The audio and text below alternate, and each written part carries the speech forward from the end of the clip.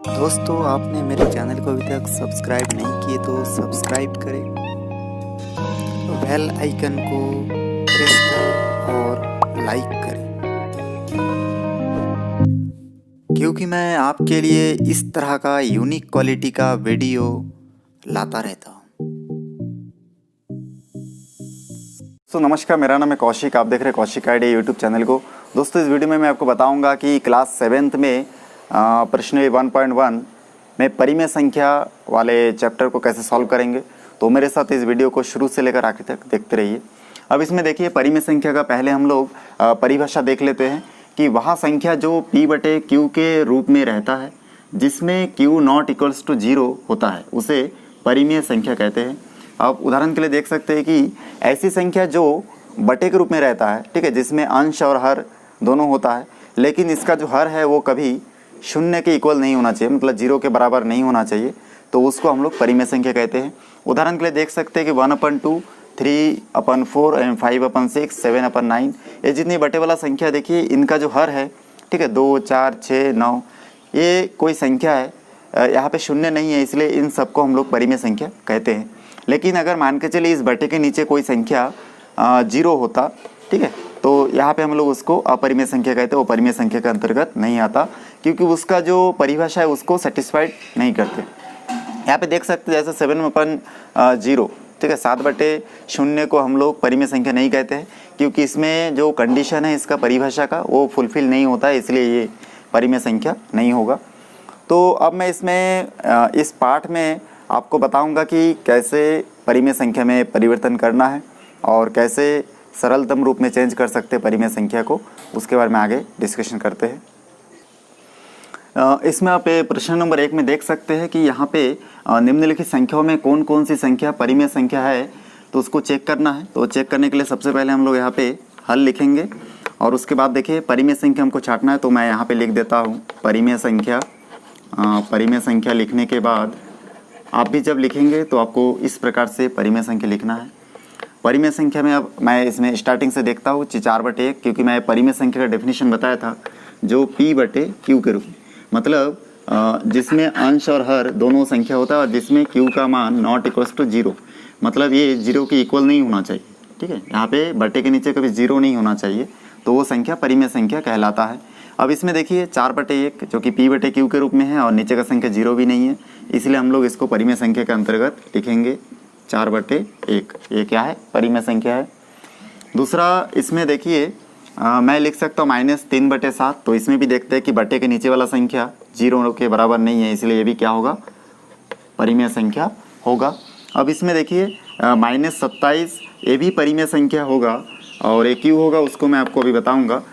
इससे पहले एक वीडियो में मैं आपको बताया था कि देखिए कोई भी संख्या सिंगल संख्या ले लेते हैं, जैसे 5, 3, 2, 1 कुछ भी, तो इसके बटे के नीचे कुछ नहीं है, मतलब हमेशा 1 रहता है, प्रेजेंट रहता है। अब देखिए 1 से फिर 5 को भाग देंगे तो हमको 5 ही मिलेगा, तो इसीलिए हम लोग बटे के जो इसका जो हर है, इस हर में हम लोग 1 लिख सकते हैं। तो कोई भी सिंगल संख्या चाहे वो प्लस में हो या माइनस में हो, अगर उनके बटे के नीचे कुछ भी संख्या नहीं दिख रहा है तो वो भी परिमेय संख्या होगा। जैसे कि इसके नीचे कुछ नहीं दिख रहा है तो ये परिमेय संख्या होगा। तो उसके बाद देखिए यहाँ पे 24/0, ठीक है, यहाँ पे बटे के नीचे 0 दिख रहा है और परिमेय संख्या का जो कंडीशन है, जो शर्त है, उसके अनुसार बटे के नीचे 0 नहीं होना चाहिए, तो इसलिए ये परिमेय संख्या नहीं होगा। अब उसके बाद देखिए ठीक है, उसको नहीं लिखेंगे। उसके बाद देखिए यहाँ पे -3/5, तो ये भी परिमेय संख्या होगा, क्योंकि इसमें भी बटे के नीचे जो संख्या है वो शून्य नहीं है।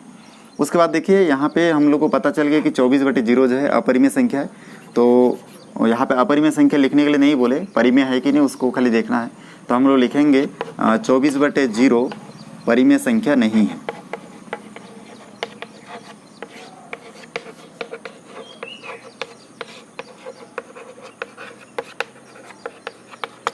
तो इस प्रकार से देखिए प्रश्न नंबर 1 का जितना भी क्वेश्चन है हम लोग उसको आसानी से सॉल्व कर चुके हैं। अब इसके बाद मैं आपको बताऊंगा प्रश्न नंबर 2 के बारे में। यहाँ पे प्रश्न नंबर 2 में बताया गया है कि देखिए यहाँ पे जो प्रश्न नंबर 2 है, इसमें बताया कि निम्नलिखित संख्याओं को परिमेय संख्याओं के रूप में लिखिए। तो यहाँ पे हम देख सकते हैं कि जो संख्या दिया है इसको परिमेय संख्या के रूप में चेंज करना है।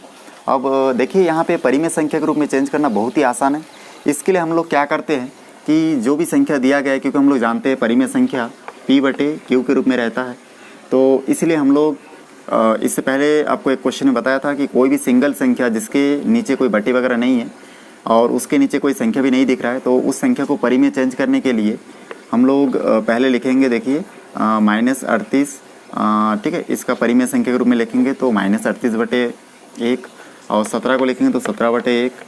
उसी प्रकार से, ठीक है, मैं यहाँ पे लिख देता हूँ, ये देखिए 17/1 लिख सकते हैं। उसके बाद 0 को लिखेंगे तो 0/1। उसके बाद देखिए यहाँ पे -100 को अगर मैं परिमेय संख्या के रूप में लिखूँगा तो मैं लिख सकता हूँ -100/1। और यहाँ पे देखिए 79 को भी परिमेय संख्या के रूप में लिखने के लिए इसके नीचे भी 1 लगा देंगे। तो बहुत ही आसान है परिमेय संख्या के रूप में चेंज करने के लिए। इसके बटे के नीचे खाली हमको 1 लिखना है, तो ये परिमेय संख्या के रूप में चेंज हो जाता है। अब मैं आपको प्रश्न नंबर 3 के बारे में जानकारी दूंगा। तो इसमें देखिए प्रश्न नंबर 3 में बताया गया कि कुछ संख्या इसमें दिया गया है, उसका 3 तुल्य परिमेय संख्या हमको लिखना है। तो उसको लिखना बहुत ही आसान है, आप लोग ध्यान से देखते रहिए। देखिए यहाँ पे जैसे क्वेश्चन दिया है 1/5, अब इस 1/5 का 3 तुल्य परिमेय संख्या लिखना है। तो मैं इस 1/5 का 3 तुल्य परिमेय संख्या लिखने के लिए 1/, जो क्वेश्चन दिया है, ठीक है, ये मैं ले लेता हूँ, ये है आपका, मान के चले क्वेश्चन नंबर 1/5, ठीक है, इसका 3 तुल्य परिमेय संख्या लिखना है। तो इसलिए मैं 1/5 को 3 बार लिखूँगा। देखिए 1/5, 1/5 और 1/5। उसके बाद मैं इसके साथ पहले जो 1/5 लिखा उसके साथ मैं 2 का गुना करूँगा, और उसके बाद देखिए दूसरे वाले के साथ 3 का गुना करूँगा, और तीसरे वाले के साथ 4 का गुना करूँगा। अब इसका गुना करना भी बहुत आसान है, हम लोग इससे पिछले कक्षा में देख चुके हैं, ठीक है। बटे वाला संख्या हमेशा सीधा गुना होगा, तो 1 के साथ 2 का गुना करूँगा तो 2 आएगा, 5 के साथ 2 का गुना करूँगा तो 10 आएगा, और 1 के साथ 3 का गुना करूँगा तो 3 आएगा, 5 के साथ 3 का गुना करूँगा तो 15 आएगा, और 1 के साथ 4 का गुना करूँगा तो 4 आएगा, और 5 के साथ 4 का गुना करूँगा तो 4 पंजे 20 आएगा। तो देखिए आसानी से 1/5 का 3 तुल्य परिमेय संख्या हम लोग लिख चुके हैं, ठीक है। तो आपको सबसे पहले क्वेश्चन को 3 बार लिखना है, 1, 2, 3, क्योंकि 3 तुल्य परिमेय संख्या ज्ञात करने बोले इसलिए मैं 3 बार लिखा हूँ। अगर यहाँ पे हमको 4 तुल्य परिमेय संख्या ज्ञात करने बोलते हैं तो मैं इसको 4 बार, जितना तुल्य परिमेय संख्या ज्ञात करने बोलेंगे हम लोग उतने बार उस संख्या को लिखेंगे। तो जैसे मेरे को 3 बार बोले इसलिए मैं इस क्वेश्चन को 3 बार लिखा, और उसके बाद एक बार 2 से गुना किया, फिर 3 से, फिर 4 से, और उसको सीधा गुना किया तो मेरे को 2/10, 3/15, 4/20, ये 3 तुल्य परिमेय संख्या निकल गया है। तो मैं इसको लिख सकता हूँ 1/5 का 3 तुल्य परिमेय संख्या, 3 तुल्य परिमेय संख्या 2/10, 3/15 और 4/20 है। तो देखिए बहुत आसानी से मैं लिख दिया और मेरा पहला क्वेश्चन सॉल्व हो चुका है। चलिए इसमें और एक क्वेश्चन हम लोग देख लेते हैं। तो इसमें और एक क्वेश्चन देख लेते हैं तो आपको और भी समझने में आसानी होगा। तो इसमें देखिए मैं और एक क्वेश्चन इसमें से ले लेता हूँ, जैसे कि आपके बुक में दिया गया है -3/4। देखिए इसका दूसरा नंबर जो प्रश्न है -3/4, तो इसको मैं फिर हल लिखूँगा और इस क्वेश्चन को 3 बार लिख लूँगा। तो देखिए ये लिख लिया, 1, 2 बार और 3 बार। उसके बाद मैं क्या करूँगा, इन सब के साइड में गुना का निशान लगाऊंगा और पहले 2 का गुना करूँगा, फिर 3 का गुना करूँगा, फिर 4 का गुना करूँगा और फिर इन सब को गुना करके इसका आंसर लिखूँगा। तो देखिए -3 के साथ 2 का गुना करेंगे तो 6 आएगा, क्योंकि ये माइनस में है और इसके सामने कुछ नहीं मतलब प्लस है, तो माइनस प्लस में माइनस। फिर बटे दोनों में है तो दोनों का बटे एक साथ मिलकर 1 हुआ। फिर 4 के साथ 2 का गुना करूँगा तो देखिए इसके सामने भी कुछ नहीं, इसके सामने भी कुछ नहीं, इसलिए इसके सामने कुछ देने की ज़रूरत नहीं है। 4 दूनी 8। उसी प्रकार से यहाँ पे देखिए -3 के साथ 3 का गुना करूँगा तो -9 और 4 के साथ 3 का गुना करूँगा तो 12 आएगा। उसी प्रकार से -3 के साथ 4 का गुना करूँगा तो -12 और 4 के साथ 4 का गुना करूँगा तो 16 आएगा। तो हम लोग लिख सकते हैं कि -3/4 का तुल्य परिमेय संख्या -6/8। देखिए पहला तुल्य परिमेय संख्या है, फिर दूसरा है -9/12 और तीसरा तुल्य परिमेय संख्या है -12/16। तो इस प्रकार से देखिए मैं दूसरे क्वेश्चन को भी सॉल्व कर चुका हूँ। आप इन दोनों क्वेश्चन को ध्यान से देखेंगे, समझेंगे और एक बार कोशिश करेंगे तो आप निश्चित रूप से आप भी इसको आसानी से बना पाएंगे। तो इसके बाद मैं आपको बताऊंगा इसके नेक्स्ट जो क्वेश्चन है उसके बारे में। चलिए देखते हैं। अब इसमें हम लोग देख सकते हैं कि जो परिमेय संख्या कुछ दिया है, अब इस परिमेय संख्या के सरलतम रूप में हमको इसको चेंज करना है। तो इसके लिए देखिए ये भी बहुत आसान है। तो पहले क्वेश्चन को मैं लिख लेता हूँ, एक बार हल लिखने के बाद इस प्रश्न को उतार लेते हैं। अब यहाँ पे देखिए इस प्रश्न को उतारने के बाद यहाँ पे बराबर का निशान देना है और फिर हम इस देखिए बटे के ऊपर देख रहे हैं कि 25 है, इसका जो अंश है वो क्या है 25 है। तो 25 का हम लोग जानते हैं कि ऐसा कोई पहाड़ा हमको पढ़ना है जो 25 आ जाए। तो हमको मालूम है कि 5 का पहाड़ा 5 बार पढ़ने से 25 आता है, इसलिए मैं इसको लिख सकता हूँ 5 × 5, 5 × 5 = 25, इसलिए 25 के जगह पे मैं 5 × 5 लिखा हूँ। और 40 में भी देखूँगा कि 40 का कुछ पहाड़ा है कि नहीं, तो मेरे को जैसे कि याद है, ठीक है 5 × 8 = 40। अब यहाँ पे देखिए मैं 4 × 10 भी लिख सकता था, एक ही मतलब है। अब मैं इसमें इसका पहाड़ा जैसे लिख दिया और इसका भी लिख दिया, तो यहाँ पे इसको हल करेंगे तो देखिए कट जाएगा, तो यहाँ पे बचेगा 5/8। तो ये हमारा 25/40 का सरलतम रूप होगा 5/8।